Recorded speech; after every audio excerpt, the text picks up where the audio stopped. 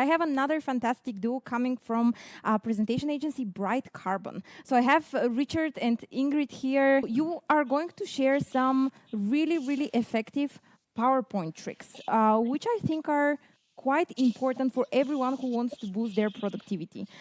So guys, off to you, and you can take it from here. If you, by the way, just one note, if anyone has any questions or anything to do or anything to add on, please make sure you put the questions in the Q&A box so that we can see them and then we can address them to Ingrid and Richard. So Ingrid, Richard, it's now the stage is yours.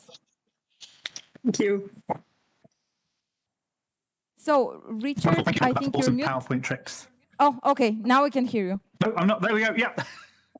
So we're going to start off by looking at some stuff in PowerPoint. So I'm going to share my screen, and then I'm also going to turn off my camera. And what I want to do is really start off with a question. So what is it about most presentations that's so, what's the word, bad? I mean, most presentations are, let's be honest, pretty terrible. Your audience is sat there wondering why they're bothering. And there's even a term for it. We call it death by PowerPoint. When was the last time you had death by something and thought it was a good idea to keep going? Other than chocolate, which is the exception that proves the rule. Typically speaking, death by PowerPoint comes about because you try to put up everything you want to say on the slide. The problem is that the words you read and the words you hear from a presenter are all processed in the same part of the brain. It's something called the phonological loop. And that means that in most presentation environments, what you're effectively asking your audience to do is two things at once, and there's an interference effect that goes on, which means that, well, people can't really pick things up. And that's one of the underlying reasons why most people are left a little bit unsure. But of course, to be honest, there's also the fact that your audience is bright, they're intelligent, they're curious people, they try to figure things out for themselves. And so what that means that if you put up a lot of words on a screen, they're going to try to, well, do this. And because of this, you get that. So you've all read the slide, you just want to move on, you don't want to listen to me talk about it some more, but inevitably presenters will desperately try to add some value to whatever war and peace is up on the slide. That means that one of two things is going to happen. Either your audience is going to ignore you, which really isn't great, or you're going to become really irritating, neither of which you particularly want. So the answer, as I hope is obvious from what I'm showing you here, is to get rid of text and bullet points, because that's for documents, and instead use visuals and diagrams and animations that explain and reinforce your messages. Critically, if you can synchronize that up with what you're saying as a presenter, then the audience can benefit from a process called dual coding of information, where they can take on board both of these streams, and so ultimately the whole thing becomes much more effective. And that's great in theory, and I'm sure that everyone is on board with that. But then comes the point of, well, yeah, but how do I do that? Because I've got to use PowerPoint to create the presentations. And so that's what Ingrid and I would like to show you today. A variety of tips and tricks in PowerPoint to show you how to create these kind of visual dynamic slides. And the first thing that I wanted to show you is how you can use PowerPoint to really capture your audience's attention, to focus on the things that are important. Generally, that's important, but even more critical in the world that we're now all in, where everything is online. So here, for example, a slide we've created for one of our clients, which is about the office spaces that they create. And they wanted to show here in this space, what is it that really kind of captures the eye, that will really impress your clients when they come into this space. And so we say, well, here's the space, and then these are the bits that are really kind of going to make an impact. What we've done there is used a custom mask to be able to focus on the things that are important. And that's really very quick and very simple to do, but it's very powerful to get people to focus on exactly the same thing at the same time for a shared experience. So if I just go to a blank version of that slide and go to edit mode in PowerPoint here, you can see what the picture. What I want to be able to do, though, is to focus on certain things like the mirror or the desk or the glass wall. Now, the way to do this is a two-step process, and it's a bit counterintuitive at first, but once you get the hang of it, it's really easy. So what I want to do first is go to the Home tab on the ribbon up here, and over on the right-hand side under Shapes, you've got all these different shapes that are available to you, but none of them quite match the mirror here.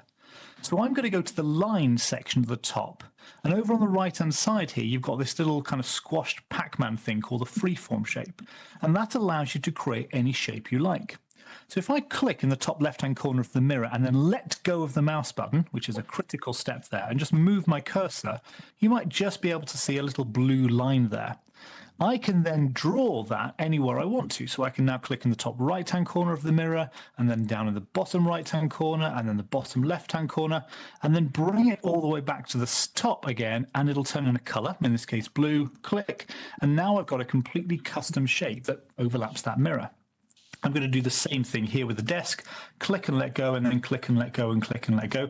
And if you click and you hold your mouse button down and then move it, PowerPoint will think that you're clicking furiously, and so you'll get a whole lot of really wiggly lines, which looks terrible and is very difficult to deal with. So click and let go is all you really need to do with it to make it nice and neat and simple. So that's the first step in the process, but it's not exactly what I want because I've obscured the things that I want to highlight. So what I now need to do is draw another box, and I'm going to draw an entire box over the entire slide like that. I'm going to change the color. Let's make it black. Let's get rid of the outline. And I'm going to use the layer functions to send this black rectangle backwards. So I'm going to go to the shape format tab on the ribbon, and over on the right hand side here you've got these arrange tools, and I can now use this send backwards tool just to send this black rectangle behind the blue freeform shapes that I drew earlier. Now you've got that, you can probably see where we're going with it. What we want to do is use another tool set to cut a hole in the black rectangle using these blue freeform shapes. So to do that, I'm going to first of all select the black rectangle. Then I'm going to shift click to select the blue shapes. I'm going to go to the shape formats tab on the ribbon, and over on the left hand side you've got this little Venn diagram thing here called merge shapes. And what that allows you to do is to manipulate the shapes relative to each other. So if I choose subtract, it will subtract those blue shapes from the black rectangle, giving me a black rectangle with holes that perfectly match up with the objects underneath. And this is a little bit too stark, a little bit too harsh. So if you right click on that black rectangle shape, go to the format shape tab on the ribbon, you'll find here a whole lot of fill options on the right-hand side, including down at the bottom here, this little transparency slider. And if you drag that across, usually somewhere between 20 and 30% is good. That gives you the image kind of there in the background, but still allows you to focus on the things that are important. And then a very simple entrance animation, the animations tab, add animation, a simple green entrance fade will now mean that in slideshow mode, you can say, here's the space, click, this is what I want to focus on. So really quickly and really easily, you can create a very powerful technique. And here it's very simple, it's just a single image, but you can also have much more complex elements. So here we built a hospital in PowerPoint, as you do. But the point of this story is we're saying that in a hospital here, new regulations are coming in. So as the management team, you need to focusing on that.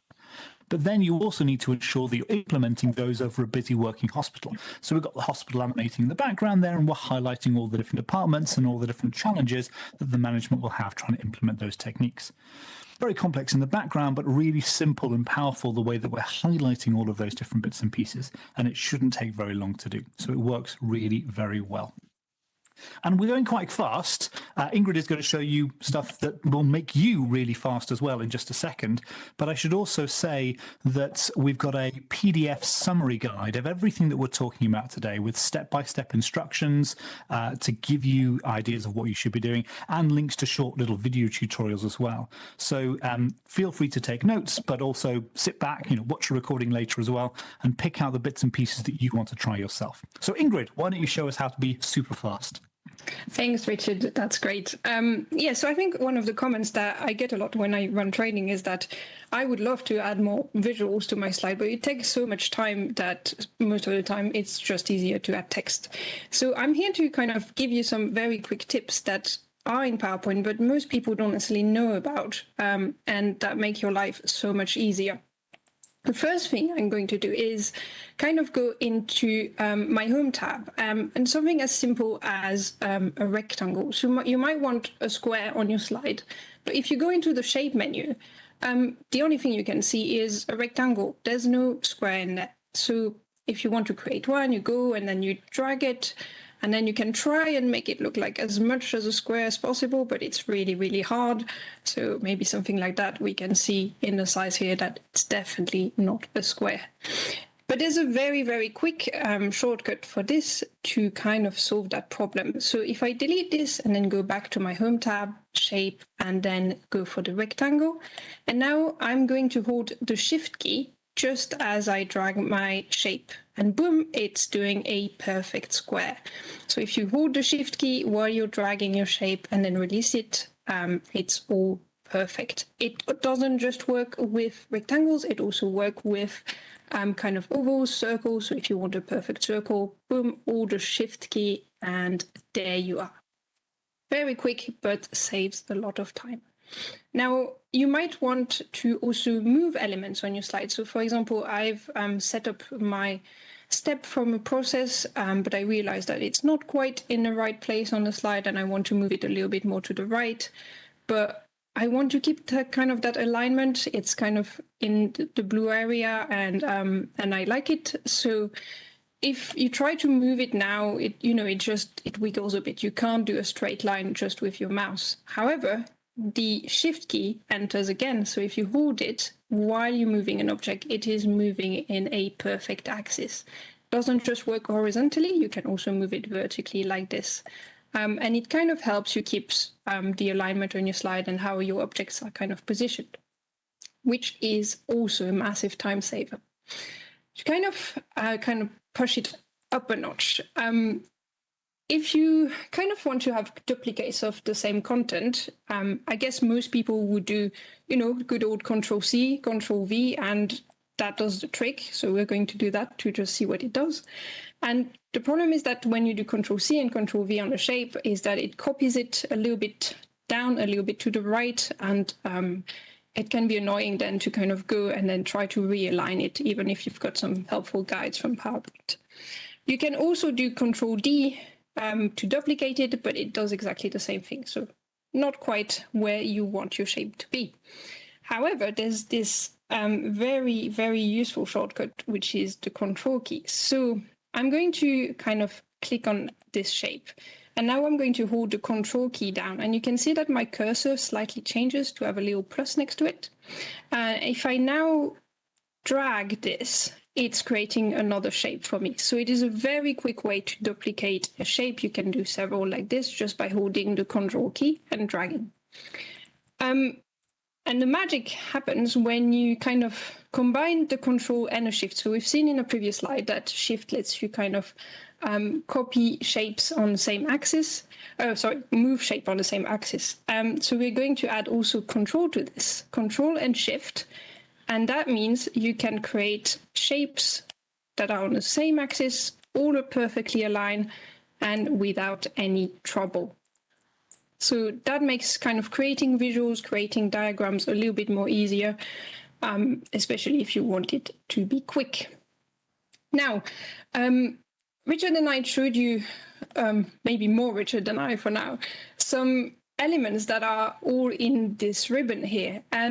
And I think you might have seen from at least the Boolean tools, the one where you interact with shapes and sending things forwards and backwards, that it's quite difficult to kind of get to them. You often have, if I go there, if I want to move this backward, you have to go to shape format, and it takes quite a while to get there.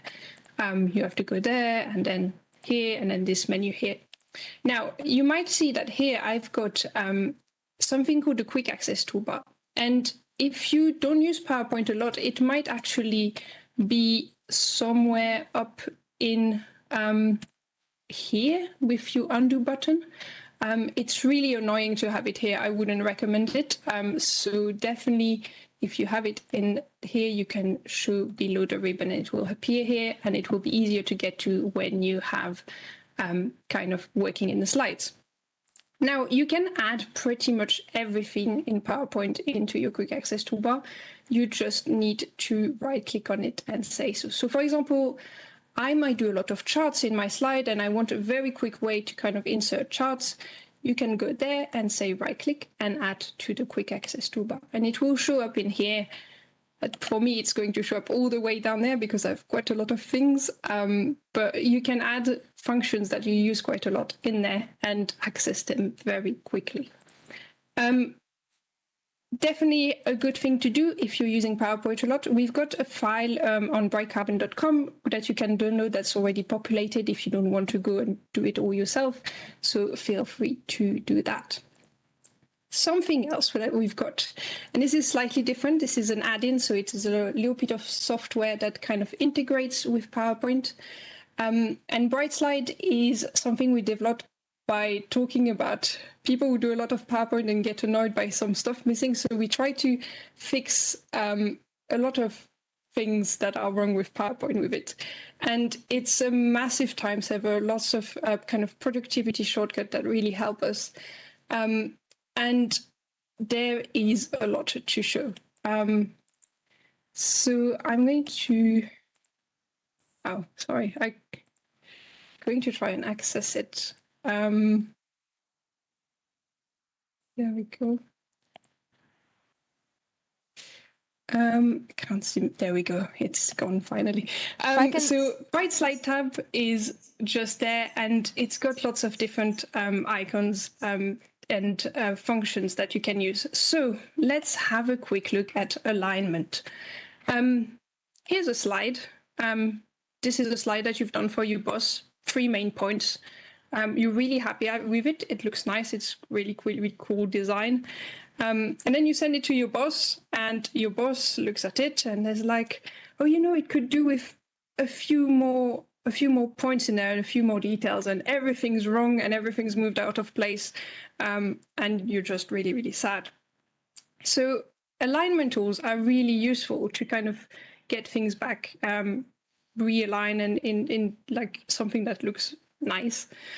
And the way you do this is, if you go into your shape format here, there is this little menu that says align. And it's got lots of function. Again, lots of hidden things in menus and sub-menus. And you might want to say, hey, I want to realign those all on the all at the top. So maybe something align top, and now they're all back to where they should be. However, we've got like not much space here, lots of space here. We can do something called distribute horizontally. So there we go. Now they are back all in the right place. So lots of tools in there to align things. However, we have those little bits here that also need to be aligned. And if I select this one and then select these two and go to, say, align center, which is something I'd like to do, so everything's centered, you can see that this moved slightly, and then this moved also slightly. So now this circle is not as aligned as it was before. And this is because PowerPoint takes the kind of central point. So to see it a little bit more, it's going to take the middle between those two elements here to align everything, which can be a little bit annoying when you already have some set elements there that you want to align to.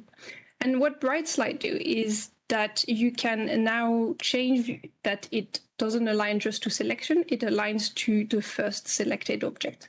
So I've selected my big circle first, and I go to center align, which I've got in my quick access toolbar, and now it's just moving the text at the bottom, which is just a massive time saver.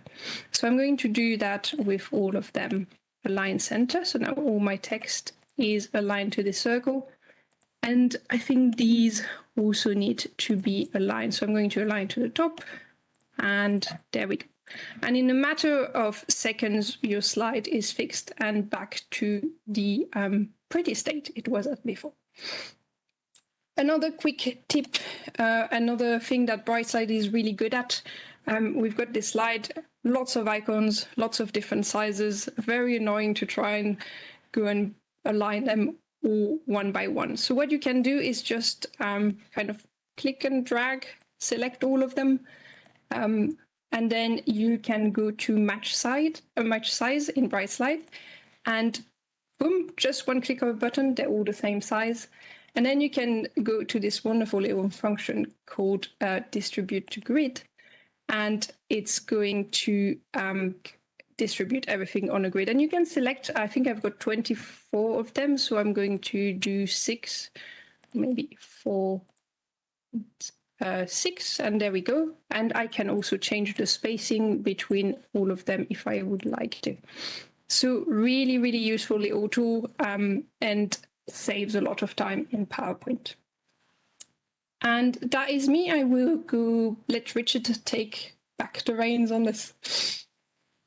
Terrific, Ingrid. Thank you so much indeed. Yeah, so being able to do things nice and quickly is clearly going to be a big part of your ability to create content. But you also need to think about how you will actually come up with visual sequences as well. So now you all need to do something, I'm afraid. Get your keyboards ready, go to the chat, and I'd like you all, please, to give me your initial impression of this slide. What do you think? Probably that. Yeah, I mean, it's not great, let's be honest. But that kind of horrible wall of text that everyone ordinarily experiences comes across quite frequently.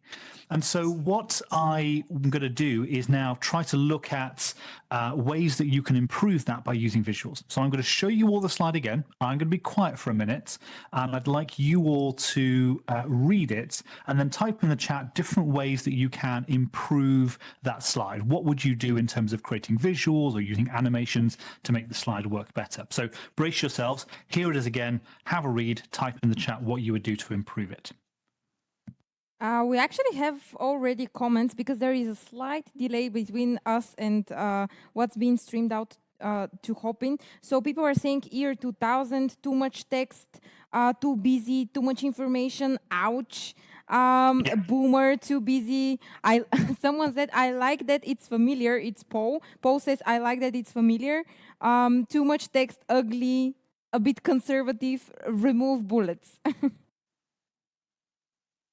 Definitely, yeah. So some great ideas coming through already, which is fantastic. So we're seeing, yeah, absolutely get rid of the text, remove the bullets, graphs and charts. Yeah, absolutely using that. You know, we've got some numbers here, the 10%, the 90%. Why don't we do that as a chart? Absolutely. So you can cut that down. You can say, right, you know, what I want to do now is let's have a nice little sketch of like a chart. So we're showing like the 10% here and the 90%, and you can highlight the difference here as being really important. And so this is a really big issue. Or you might do it as a pie chart instead. So you've got that there. Here we've got this bit here. For everyone else, though, it's a complete waste of time. And so we are, you know, losing all of that. You could say, you know what, actually what I want to do here is think about the money that we're wasting. So use images, as a lot of you have said there, and show pictures of money and make it really emotive. So the money is burning or being flushed down the lavatory, something like that. Absolutely. So you've got those bits. Splitting it out, again, it's another great comment there. So you're not overwhelming people with too much. So these are all great ideas and work really nicely. So we're all in agreement that this is not a good slide. Another thing that you might want to do, and what we typically do at BrightCarbon when we're looking at slides like this after we've woken up, is to think, right, is there a consistent element in it that you could use as a visual? And so for me, I look at it and say, well, we've got 10% of those who attend, which is people, trainees is people, 90% of them people, and individuals the leaders. So this is all about people. If I was to get a picture of people, can I manipulate that in some way to be able to show the story? And if I'm really smart and a little bit arrogant, because I made the slide and know what's coming up, can I get a picture of 10 people and highlight one of them to represent the 10% and 9 of them to represent the 90%? So all of a sudden, now, with that information, you think, great, I can do, and instead of that wall of text from before, your slide becomes this. Every year around the world as an industry, we're spending billions of dollars in corporate training programs, but it's too much, too nebulous to think about. So let's imagine just a typical environment that we've all been in and hopefully we'll get back to soon. In just this one small group of people and all the time and effort it's taken them to be there and get there and all the things they're not doing whilst they're in the session, only she is getting any value from it. Which means that for everyone else, it's a complete waste of time. What do you think about that in terms of the impact that it's going to have on your audience? The way they're now going to respond to what it is you want them to do, as opposed to the wall of text from before. And of course, we're not done yet either, because we need to come up with a final bit, the conclusion, which is what we need to do is actively engage everyone, so the whole thing becomes full color, so that we can actively engage them and ensure that they're all changing their behavior and we're benefiting from it. So that's great, but now what you need to do is build it. And so what I want to show you here is a combination of some of the techniques already shown and a few more as well to show you how you can do that, and again, relatively simply. The key with this is to think about not only the visuals, but also the workflow and the way that it works. So if I go back to this slide, it all looks like it's a single picture. but it's not. It's actually 4 different versions of the same picture all layered on top of each other. So here I've got one version of the picture, which is the base version, which is grayscale. Then I click and I get a blurred version of that, which is the 90%. I get the color cut out of the woman for the 10%, and then I get the full color version here, which is the 4th version for everyone being engaged. So going back to this, I've got a single version of the image here. I'm going to copy it in my clipboard, and then I'm going to work on each of those layers as I go through. So the first thing that I want to do is take this image and make it grayscale. You can do that in PowerPoint very easily by going to the Picture Format tab on the ribbon, and over on the left-hand side, choosing Color. Here you have the ability to put a color wash on your image, including this grayscale version here, like that. Next thing that I want to do is paste from the clipboard. It pastes just to the right and just below, so I can select both of those and now use the alignment tools that Ingrid talked about to line those up. Then what I want to do with this is make it that 90% kind of blurred version. So I'm going to select this image, go to the Picture Format tab on the ribbon, and over on the left-hand side next to color is a thing called Artistic Effects. Now this gives you about 20 different ways to completely ruin your image. I mean, I've no idea why you'd ever want your audience to be inverse neon, but there you go. But there is one thing that is good here, which is blur, which is over on the right-hand side here, second from the top. And what that does is, well, blurs the image, takes the focus away from something, which means that people aren't going to be distracted by it. And again, you can apply the color wash so that it's grayscale. So that's the 90% bit. I'm going to paste again, Control V, line it up again. And now I want to have the color cut out of the woman. Well, this is where we can use our old friend, the freeform tool. So I can zoom in on her, go to the Home tab on the ribbon, and under Shapes, under Lines, remember the squashed Pac-Man that I showed you earlier, you can now use that to create a rough trace around her. So remember, again, the technique here is I'm going to click and let go and click and let go. And you don't need to be massively precise on this for 2 reasons. One is that you're zoomed in quite a lot, so by the time you zoom out again, people won't really notice that much. But also, you're cutting her out against the background of herself. So any small little kind of inaccuracies won't really be picked up that much. You're probably okay. There you've got a freeform shape. And then you use those merge shape tools to select the picture, because that's something you want to keep first. Then you select the freeform shape, go to the Shape Format tab on the ribbon, merge shapes on the left, and this time use something called intersect. It's the 4th one on the list there, and that keeps the overlap between the 2 shapes, giving me the color cutout of her. I'm going to select the gray blur. I'm going to select the color cutout, go to the Animations tab, add, again, a simple green entrance animation. That's all you need. You all know how to create a box, so I'm not going to bother drawing that for you and typing the text, but that's kind of very easy to do. And I'm going to paste once more like this. So I can paste, line those up on top of each other, add in the simple entrance animation. And now what I've got is spending loads of money on corporate training programs, only she's getting any value, wasting time for everyone else, bringing SEA to actively engage everyone. And so that's how you can not only think through a process to create more visual sequences, but also then build the slides out. And even though they look quite complex, and the layering might be once you get your head around it, until you get your head around it, it's actually very quick and very easy to do. And whilst that may seem really good, to be honest, it's not a patch on what Ingrid is going to show you now. Thank you, Richard. Richard, Ingrid, just one on my end before we actually move on. Richard, one question to you. Do you think there is a rule for how much or how little text we should have on the slide? It depends massively on the use case and the purpose for the presentation. So if you are only presenting it, then I think that you can get away with as little as you want. Again, depending upon the audience, some studies show that if you have a labeled image, then that can perhaps be more useful, especially if people aren't listening to you in their native language. So that can be helpful. And then, of course, if you want to get down the route of, well, it also has to be a handout, that means that it needs to be more standalone. But at that point, you probably don't want to have lots of text on a slide, and you want to create a regular presentation slide and then maybe use the speaker notes and the handouts option in PowerPoint. Or you want to create a separate dedicated thing, and it's not 30 slides, but it's maybe only 2 or 3 pages. So there's a few options there. It's a whole session unto itself, to be honest. Yeah. For sure, for sure. Thank you so much. Ingrid, now off to you. Great, thank you so much.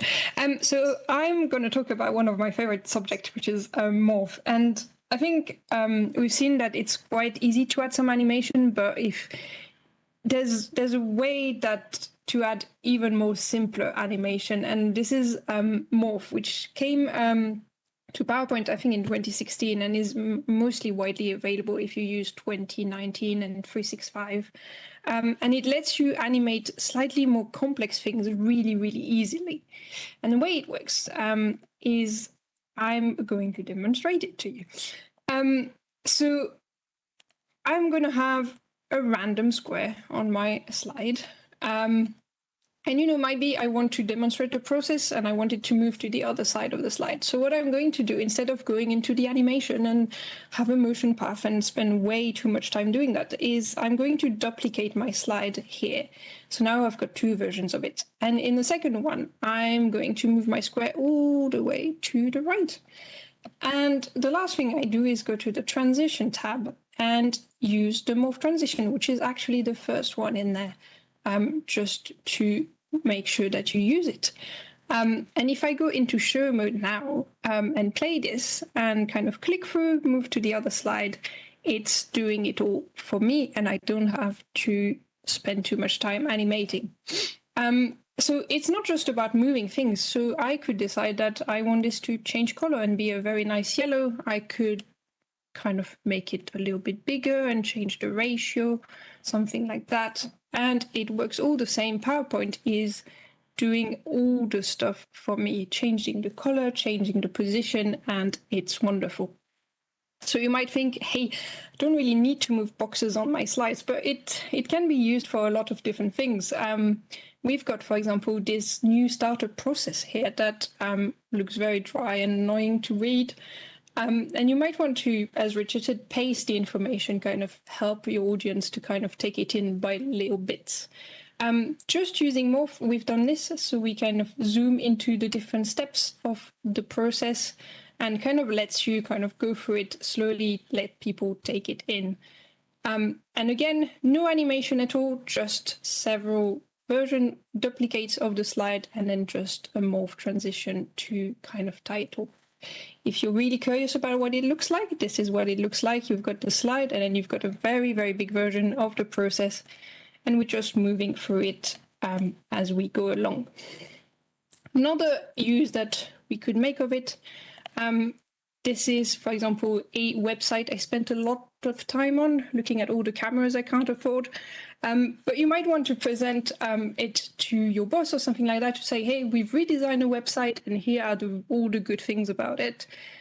We've kind of have highlight on the quick access menu. We have a highlight on the really, really hot new products that are really, really cool. And also, if you want, you can have your own kind of login details and account where you can save things like that. So again, this looks pretty wild. It was all done with Morph, and I'm going to show you how to do it because some exciting knowledge to get on a Friday. So how do you do this? First thing, you kind of bring in your screenshot of a website. So I've got it here, all saved. I'm going to make it a little bit bigger. Here we go. And the next thing you do, so this is going to always stay on a slide, no problem. The next thing I'm going to do with it is to duplicate it. So as we've seen before, maybe just a control and drag, and then there's a new one. And I'm going to align them properly next so that they're on top of each other. Top and align to the right. There we go. Next thing I'm going to do is make this one, the one on the top, a lot more bigger. So this is going to be the kind of little lens that looks into those different points. So I'm going to probably make it about this big. Takes quite a lot of space. And then the next thing I'm going to do is go into my picture format tab and then go to crop and make it a perfect square. So now it's cropped to a square. You can see it. It's those black little handles. Going to make it a lot smaller as well. As we've seen, my little lens that moved around was quite small. So I'm going to make it about this big probably. And then move this around to the white area. And the next thing I'm going to do is make it round. So you can go to crop to shape and make it a circle. So now my really big picture looks like this. It probably doesn't make sense right now, but we're going to just move it on off the slide. And then we're going to make it zoom into these different parts of the slide. So the next thing I do is duplicate this. And my little lens that is here, I'm going to move it over to, for example, this part of the menu. And if I go back to picture format and to the crop, if I click on crop, we can see this really big picture that I cropped, that I duplicated on the previous slide. And what I'm going to do is kind of move it so that I can see this part of the menu in this little highlighted area. So everything that's in gray won't show in this little lens, but everything that's clear will show. And then I'm going to click anywhere outside of this crop area, and we can see that now this looks like this. Probably going to add a little bit of an outline just so that it is a little bit more visible. Next thing I do is go to my transition tab and add a little bit of morph transition. And if I play this, we can go, we've got a screenshot of the website, and then I play and go to the next slide, and we've got this kind of coming up. So it works back and forth, so you can move around, and then it's really easy to just duplicate this, create a new one, and then move it around to where you want it to be. Go to picture format, go to crop, and then move this bigger picture where you also want it to be. And now you can just move around. Very, very easy way to kind of navigate through something and highlight stuff on your slides. And I think that's all for the magic that is Morph, and I'm going to hand it over back to Richard, who has even more exciting things to show, I think. Terrific, Ingrid. Thank you very much indeed. Yes, you can not only create like super cool things with Morph there, but you can also now use PowerPoint to respond better to your audience. And so you can create flexible navigation to go to stuff that people really care about. So here, for example, we've got a slide sorter view of a perfectly regular presentation, 20-odd slides, and there's a menu structure at the front here with 5 key topics, and you can see that those topics then kind of get scattered through the presentation. Rather than having to go through the whole thing in a linear fashion, what you can do is use hyperlinks to go from this menu, click on any of those boxes, and then go to the relevant bit. Of course, the problem with that, though, is that you then need to find out a way to get back. So you inevitably end up having to put a little UI somewhere on the slides that means that you can kind of build out the content and then go back to where you want to, and that kind of works fine. And then someone gets their hands on it and says, oh no, but can you do this and that? And then it's a real pain. So rather than use old-fashioned hyperlinks, there is a cool new function in PowerPoint that will really help you a lot. And that is to use Zoom, not the webinar platform, not the transition, not the animation, but the Zoom navigation functions in PowerPoint. So let me show you that briefly. I'm going to go to another presentation here. This is, again, a perfectly normal 20-odd slide deck. And what I've done is I've broken this slide up into different sections. Now, just a brief aside, sections are very helpful in terms of managing a presentation to be able to see what content you've got where, what the overall flow is. And they're also really useful for navigation. If you've not used sections before, they're really very easy. I can select a slide that I want to be the start of a new section and either right-click on it and choose Add Section here, or go to the Home tab in the ribbon. And under Slides on the left, you've got this little section tool that allows you to add a section. You can then give that section a name, rename it, and now you've got that grouping of slides there all in this section. And you can move that around if you want to, so that's easy to kind of change, but you can also collapse the sections and you can see what the overall flow is. So it's good for managing stuff, but it's really useful for navigating through content. So if I go here to like an agenda type slide up front and go to the Inserts tab on the ribbon, then in the middle here, you've got a thing called links. This is where you can add hyperlinks, but also this new zoom feature. And here you have 3 different options: summary, section, or slide zoom. And section zooms, I think, are generally where it's at. So with the section zoom, you click on that, it will bring up a list of all of the sections that you have in your presentation. You can select as many of these as you like, choose insert, and then you get a little thumbnail view of the first slide in that section. What's nice is that this is actually a live view. So if I was to draw a big circle on this, for example, it'll also be reflected in that section. So you can change things and the menu still works. Once you've got that, what you now want to be able to do is to link all of these things up. So I'm just going to flip that around. I've got this in the right position. This now looks like a nice menu.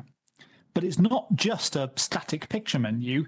This is a hyperlink. So if I was to go into slideshow mode, hover my mouse cursor over it, you see I get that little active pointing hand cursor there. And that means that if I now click on this, it will zoom, hence the name, into that slide. And then I can click through the slides as I normally would do, and so you can present it like you would. But the really nice thing about a section zoom is that when you come to the final slide in the section, which is this one here, now when I click, it won't go to the next slide in the deck, it will come back to that menu slide. And then I can say, so that was module A. You guys don't really care about module B, but I think module C is really useful for you. So let's now click into that. And then you go through the slides again. And again, this is another section zoom, and it will bring me back here. So you can move around the deck really easily. So section zooms, I think, are really very helpful. And you can manage these things really easily as well by selecting it, going to the Zoom tab on the ribbon that appears, and that shows you which slides it's going to. So if it's a sequence of slides here like that, it's a section zoom. If it's a single slide there, it's going to be a single slide zoom. So you can do either of them, but you now get a very clear sense of what's going on. If you don't want that zoom transition where it's kind of going in and out, then you can deselect this zoom transition box over on the left-hand side here. And so you have the ability to kind of manipulate these and customize them as you see fit. And this is great for an agenda, for something that's overarching, but you've also got some neat little tricks with it that you can use like this. So here we've got a dashboard type slide, which is kind of got very simple dashboards. You can see the overall trends of something. But then I can say, right, what I want to do here is click into this one. It's now going to zoom into it. You see there's now more detail there. And then I can click and I can add more stuff as well. And then when I finish that, great. Now I come back and I go back to the dashboard. So it's an ability to create kind of extra detail levels in a dashboard type setup using this zoom tool. But we've done something a little bit different here, because if I go to like this slide here, this is the slide. And so you can see all the detail there. And this here is the thumbnail of it, and it's much simpler. So there's two tricks that we've used to get this to be different. First is that we've animated a chunk of this stuff so that when you go into it in slideshow mode, it's a simple version that's shown first of all, and then the extra detail gets added on an animation, either with a click or just automatically. So you can see the animations here, just simple entrance ones. But also, if I was to now go to the insert tab of the ribbon and zoom and then slide zoom and choose that slide and insert it, you'll see, hang on, that's different. Why is it that these things here are not working as you would want? Well, it's because this slide zoom takes a snapshot of what this slide looks like in edit mode. So it's not really great. It's not the kind of the simple thing that you want. So that being the case, what you can do is you can modify this further. So instead of having the full slide there, I can go to the Zoom tab in the ribbon, and I've got this tool here to be able to change what this image is. So I can do change image from a file. I've got a simple version of it here like that, which is the slide, but with all the unnecessary stuff cut out. And now it's a simple dashboard slide, but it still matches up so that when I go into slideshow mode there, it clicks and then it kind of blends nicely with the more detailed version, and then the animated content comes up as well. And then one final thing to note is that if you do add a single slide zoom, you see here that this goes to slide 2, which is great. This is 3, this is 4, but all of these have little back arrows. Those back arrows are really critical to allow you to come back to this menu page. And so to do that, you click on the slide zoom, go to the Zoom tab on the ribbon, and over on the left-hand side, use this Return to Zoom button. So only a few options there, but again, really powerful, very quick to be able to do to ensure that your content can really come to life and you can create responsive presentations which allow you to have a discussion with your audience. Right, we are pretty much at the end of the session and also pretty much at time as well. So thank you so much indeed for joining the session today. Really appreciated. Brief, shameless plug alert, if you'll forgive me. These are all the different things we do at BrightCarbon. We spend our time creating presentations, e-learning, animations, and infographics. If you would like any help, please feel free to get in touch. But more usefully for you guys as presentation folks, if you are doing any of this kind of stuff yourself, we love to share. So if you go to the BrightCarbon website, brightcarbon.com, there you'll find a whole load of completely free resources and tutorials on exactly like this. I mentioned at the start that we had a PDF guide with all of this. You can download that from brightcarbon.com/PTS21. And the BrightSlide add-in that Ingrid showed you is available from brightcarbon.com/BrightSlide. If anyone would like to chat, we're more than happy to. Feel free to give us an email, info@brightcarbon.com, or follow us on the Twitter @brightcarbon.